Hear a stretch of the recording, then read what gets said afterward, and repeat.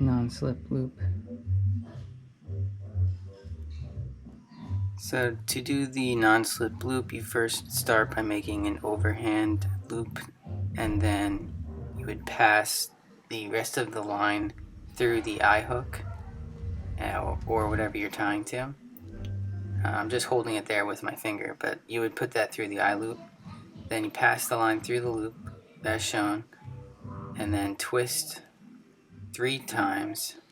3 times I find is the right amount that you need, and then pass it back through the first loop that you made, and then pull tight, and then that's it.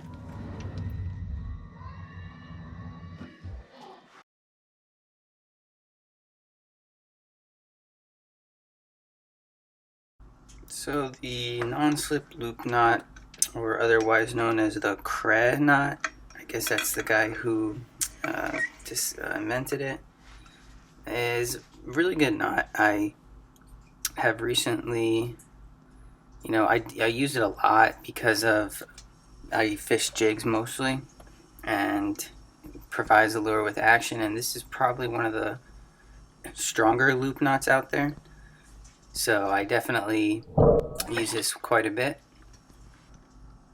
It's also a pretty easy knot to tie, and you can do it pretty quickly once you start practicing a bit. And yeah, it's my go-to knot, especially if I have to retie something.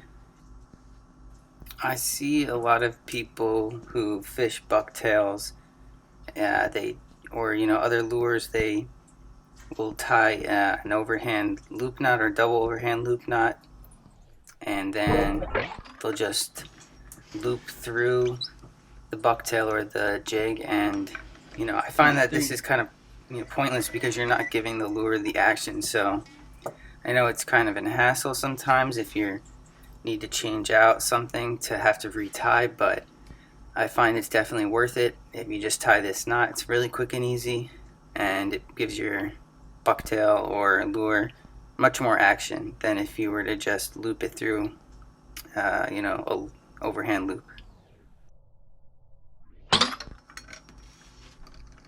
Now, one more benefit to this too is the tag end does stick downward towards the lure, so it is less likely that you get caught on a piece of seaweed or something like that.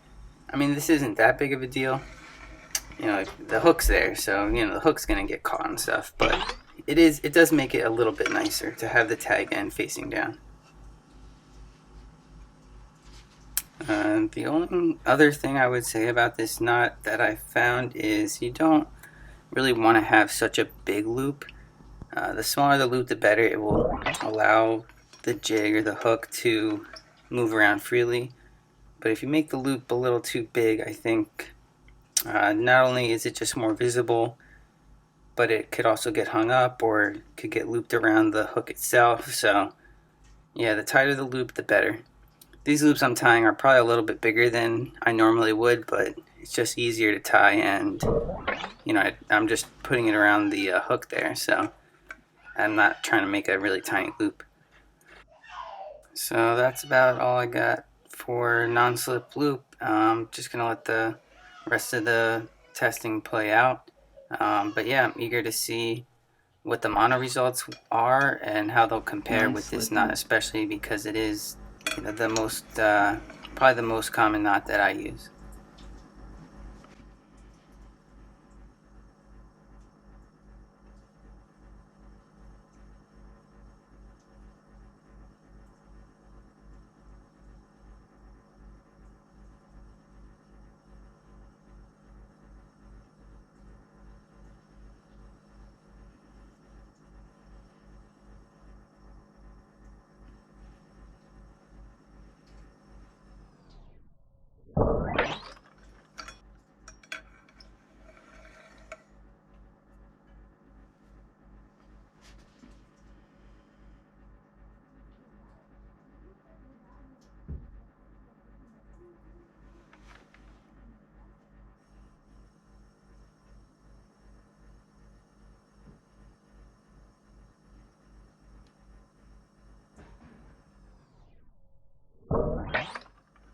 Sunline.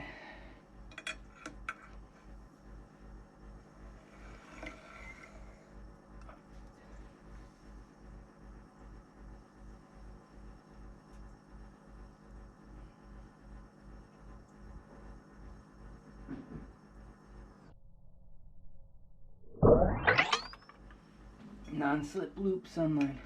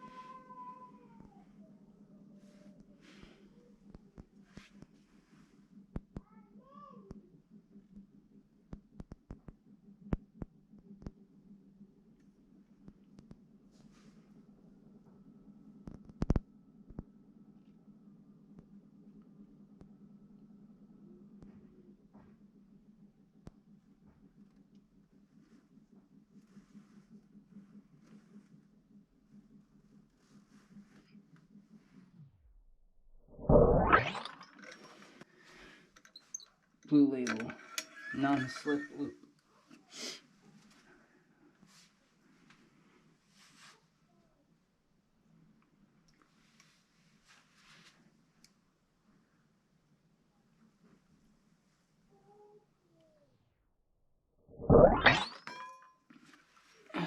Blue Label non-slip loop.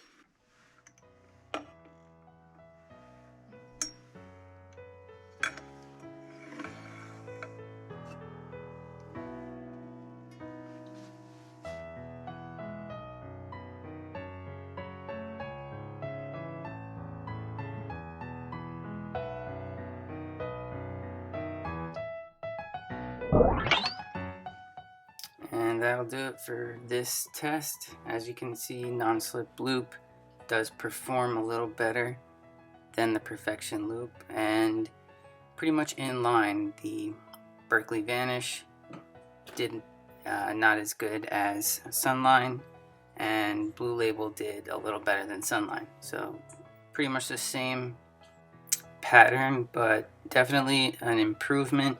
And yeah, this is a good knot, a good loop knot.